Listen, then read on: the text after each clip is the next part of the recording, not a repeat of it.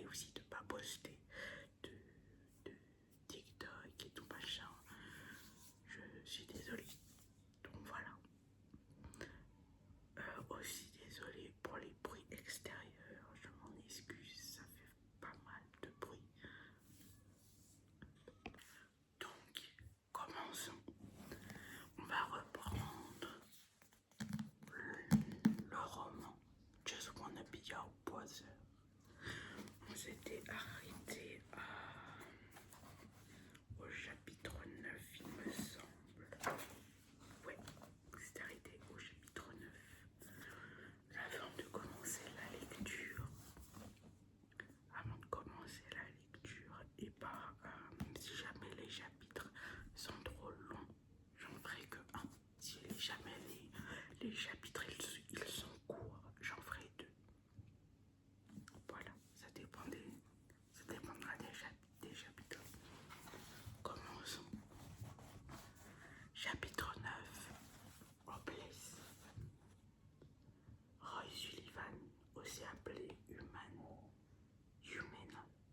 Lightning Rod, a survécu à cette reprise à la foudre qui lui est tombée dessus.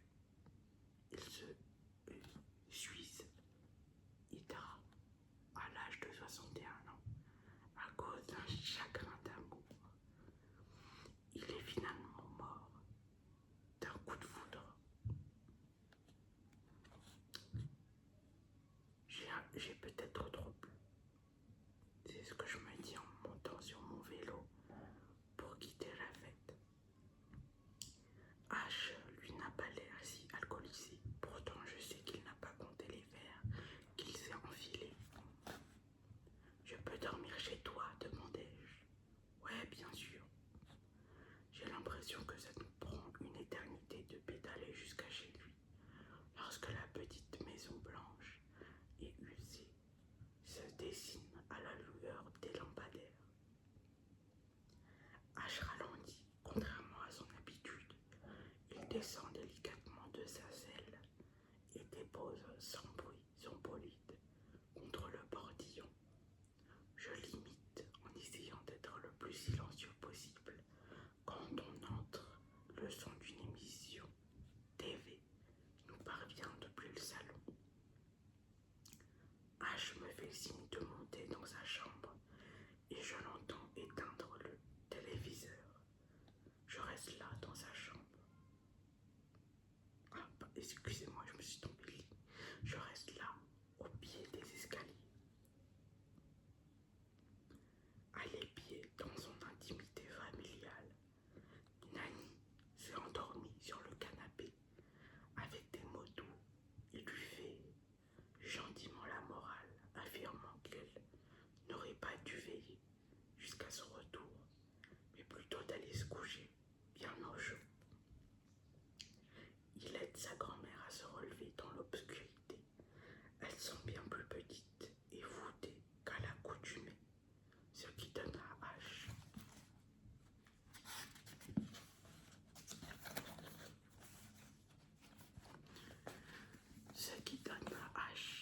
des airs de géant.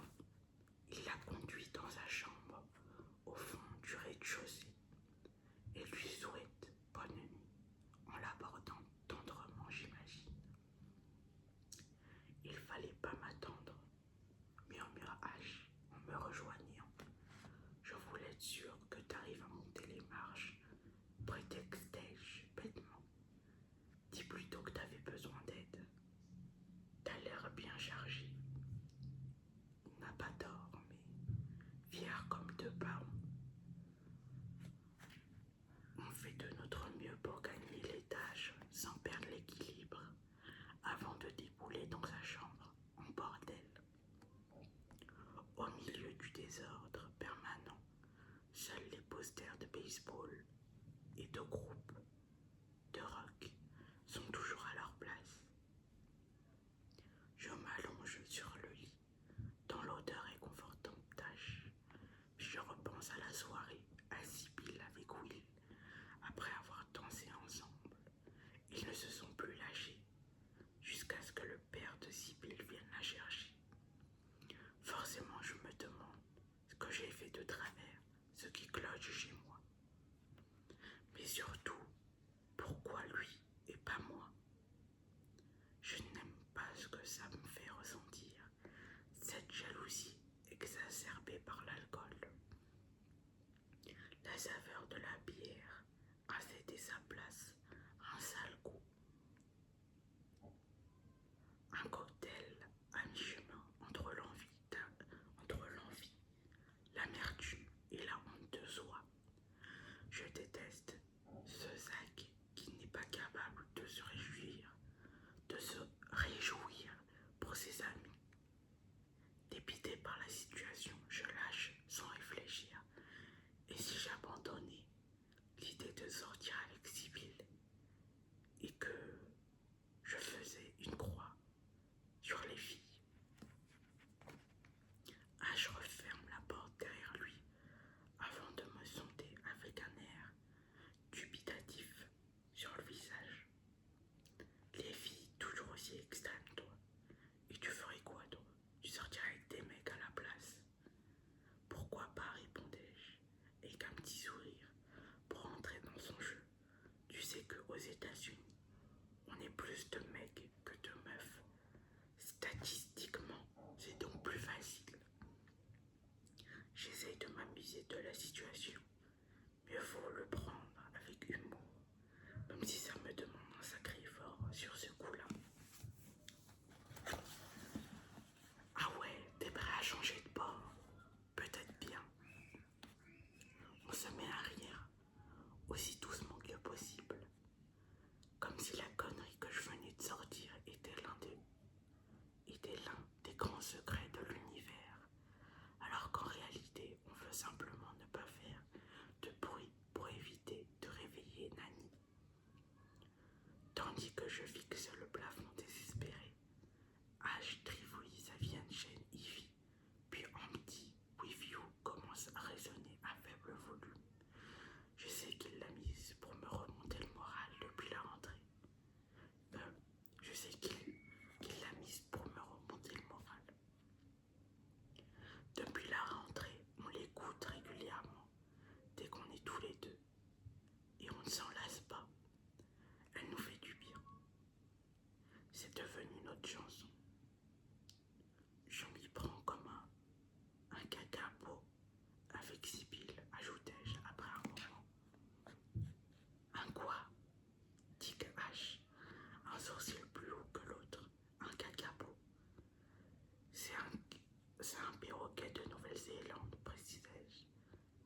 Ok, je sais que je vais le regretter, mais c'est quoi le rapport avec Sibyl? Cet oiseau est tellement pas doué pour séduire les femelles que ça provoque sa propre extinction. Il en reste à peine une centaine dans le monde à cause de son incompétence. Et en plus, il ne sait même pas voler. C'est sûr, j'étais un cacabo dans une autre vie.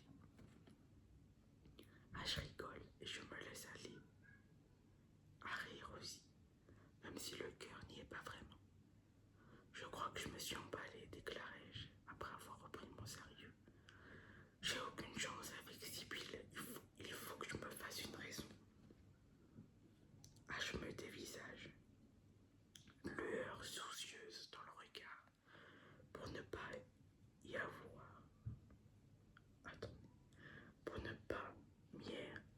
Pour ne pas m'y confronter, je fous ma tête dans un oreiller, y étouffe un cri de rage.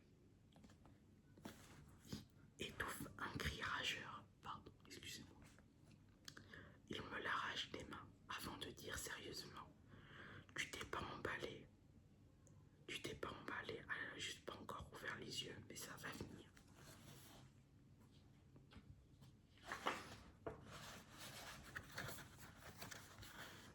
Non, mais je dois l'accepter.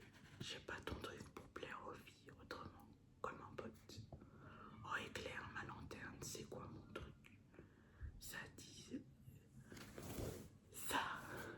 dis-je en le désignant de la main dans son intégralité. Il soupire comme si je venais de dire la pire bêtise. Je ne suis même pas sûr de pouvoir l'accuser de fausse modestie.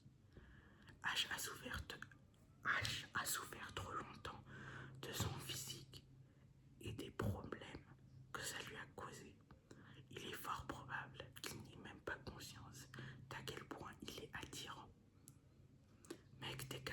ça compte pour les filles. Renchéris-je.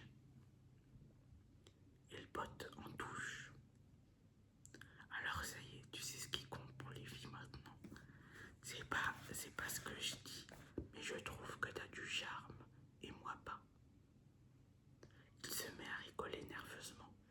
Avec du recul, je m'aperçois que je suis en train de lui faire plus de compliments sur son physique que j'en ai jamais fait à une fille. La situation me fait rire aussi. Je me sens con. Ai-je encore des œillères en ce qui le concerne? Et je me doute bien que je ne lui enlèverai pas du jour au lendemain. Pourtant moi, je sais ce qu'il veut. Je sais ce qu'il vaut, pardon, excusez-moi. Je sais ce qu'il vaut. Je connais ses regards profonds, ses intonations qu'il vous frappent en plein cœur parce qu'il pense à chaque putain de mot qu'il prononce. Son caractère protecteur et généreux, malgré malgré les barrières qu'il dresse autour de lui. Il aime les gens. Je crois même qu'il serait le genre de personne à aimer trop fort s'il tombait amoureux. Aimer à s'en faire mal. Il s'allonge à côté de moi et le sommet de nos crânes se touche. Je le sens dans ma chevelure. Peu à peu, notre hilarité s'atténue. Il ne reste que le plafond et deux garçons stupides qui s'interrogent sur les filles et leur capacité à plaire. J'aurais presque envie de me marier à nouveau ou de chialer. L'alcool, la fatigue, les pensées lourdes. Ce cocktail m'assomme et je n'arrive plus à garder les paupières ouvertes. Zach, ouais, je crains à dire des trucs pareils. Mais si tu te voyais comme je te vois, je peux te garantir que tu douterais pas autant de toi. La chambre est plongée dans la pénombre, mais la lumière du lampadaire extérieur m'aide à discerner son visage et en particulier ses yeux. Au fond de ses iris bleus, une profonde conviction se dessine et avec elle un sourire sur mes lèvres. Vraiment, vraiment.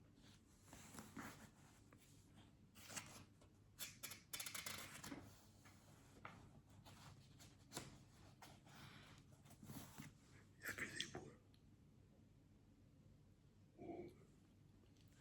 Excusez-moi. Je regarde si le chapitre il est un peu long. Non, ça devrait être bon. Chapitre 10. The Bridge. The Bridge. J'ai pleuré dans mon sommeil, impossible de savoir pourquoi et comment. Les joues humides au réveil, mon cauchemar évanoui dans le néant. Il n'est pas tout à fait 8 heures du matin quand les ronflements d'âge me tirent de mon sommeil. On s'est endormi comme deux mains sur son lit, sans se toucher, sans se chambrer. Pardon, excusez-moi, sans se changer, sans même fermer les volets, les rayons du soleil filtrent dans la chambre et dessinent des îlots de lumière sur le matelas et sur le corps d'âge. Il dort profondément, paisiblement. Il dort encore profondément, paisible, loin du H taciturne, trimballant un lourd passé qu'il oublie en de rares occasions, comme quand on est juste tous les deux dans notre bulle avec nos conneries. H n'a jamais connu son père. Quant à sa mère, elle est morte quand il avait 6 ans. Je l'ai toujours vu vivre avec sa grand-mère. Ils sont là, l'un pour l'autre, un amour unique, mais aussi une situation qui explique bien les choses sur l'incapacité d'H à s'ouvrir aux gens, à entretenir des relations durables. Soudain, mon cœur fait un bond lorsque l'alarme de son réveil retentit. Il a le sommeil si lourd qu'il règle le volume au maximum. À peine secoué par le bruit, il émet un grognement plaintif avant de tendre le bras à l'aveugle pour appuyer sur le bouton d'arrêt.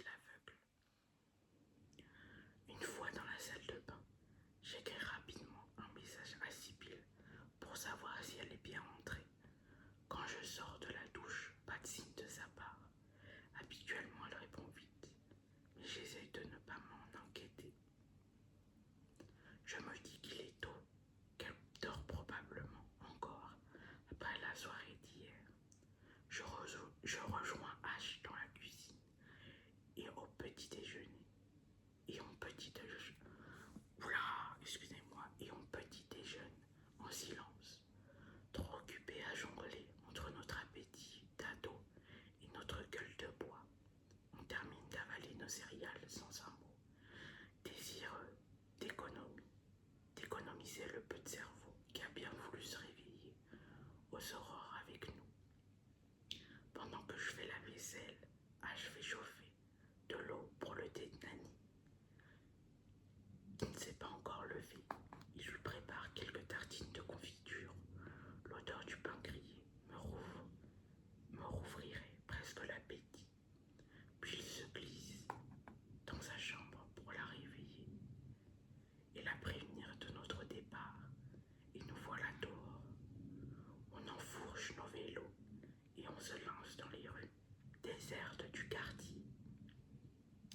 1 heure plus tard, je fais des allers-retours avec la tondeuse sur la pelouse de Madame Espinosa, pendant que, assis sur un muret, je griffonne 2 ou 3 enchaînements d'accords dans mon carnet.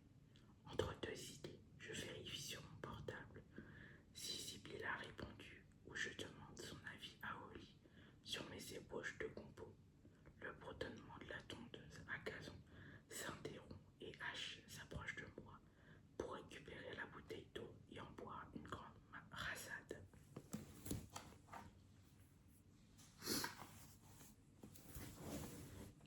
T'es pas obligé de rester avec moi, tu sais, lâche-t-il en essuyant son front plein de sueur. J'ai pas envie d'être ailleurs avec un. J'ai pas envie d'être ailleurs. Après un clin d'œil, je range mon téléphone et lui confie mon carnet avant d'attraper la tondeuse pour prendre le relais. Je maîtrise moins la machine que mon meilleur pote et manque de décapiter un nain de jardin, ce qui déclenche son fou rire. J'adore le voir ainsi. Alors j'en joue et on met sûrement plus de temps que prévu à terminer de tondre le jardin de Madame Espinosa. Il s'éloigne pour l'avertir que le travail est fait, puis revient aussitôt d'un pas alerte avec des billets dans la main. Je le vois compter et séparer la petite liasse en 2 avant de m'en tendre une partie. Tu payes ma compagnie, le charriège. Tu sais que c'est interdit par la loi. Je paye ton spectacle de tout à l'heure sur le gazon. C'était une prestation gratuite, garde ta thune, H. Sur le chemin du retour, il insiste pour qu'on fasse un arrêt. Il veut se poser dans un endroit calme pour se griller une clope après le travail. On a nos planques pour fumer en douce. L'usine désinfectée en est une. Le pont de Silver Creek en est une autre. Cette voie de chemin de fer abandonnée surplombe le cours d'eau qui se jette dans l'Ohio River. La structure en bois du pont est usée mais supporte facilement le poids de 2 ados comme nous. Entre 2 tafs, on refait le monde. Les idées dopées par la nicotine. Quand c'est au tour d'H de tirer sur la clope, je consulte machinalement mon téléphone. Toujours pas de réponse de Sibyl. Je n'aurais pas dû vérifier. Ça me mine à nouveau. Je n'aime pas te voir comme ça, souffle H d'une petite voix. Je relève la tête vers lui. Il me donne une tape dans le dos avant de me passer la cigarette. Je sais qu'il me tend une PH pour que je ne me sente pas coupable de remettre Sibyl sur le tapis. Si je ressens le besoin, je me mordis l'intérieur de la joue. Est-ce que je veux encore en parler? Pas sûr. J'aimerais au contraire, pour changer, ce soit lui qui se confie. Au moins je penserai à autre chose. Sinon Josie et toi. Je donne un coup de pied dans un caillou qui finit son vol plané dans la rivière à contrepas. Pendant Cash gratte le sol avec sa chaussure, alors que sa réponse tarde à arriver. Je lui jette un regard en coin. Elle est sympa, finit-il par confesser. Excusez-moi.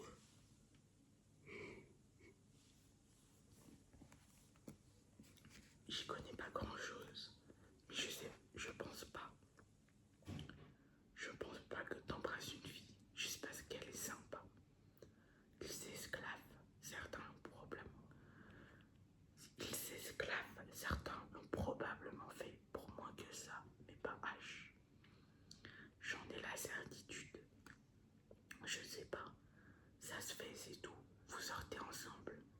On n'en a pas vraiment parlé, mais je crois que oui. Ce qu'il me dit, ça me provoque comme un vide en moi. Je parviens pas à l'expliquer, mais je suis content pour lui, ça oui. Il en a trop bavé au collège, il mérite d'être bien avec une fille. Ça me fait plaisir pour toi, Josie est vraiment cool. Il acquiesce en silence, il acquiesce et un silence s'installe. Mais ça ne change rien pour nous, on se verra toujours autant, lâche H, comme s'il percevait l'inquiétude cachée au fond de moi. Ce que je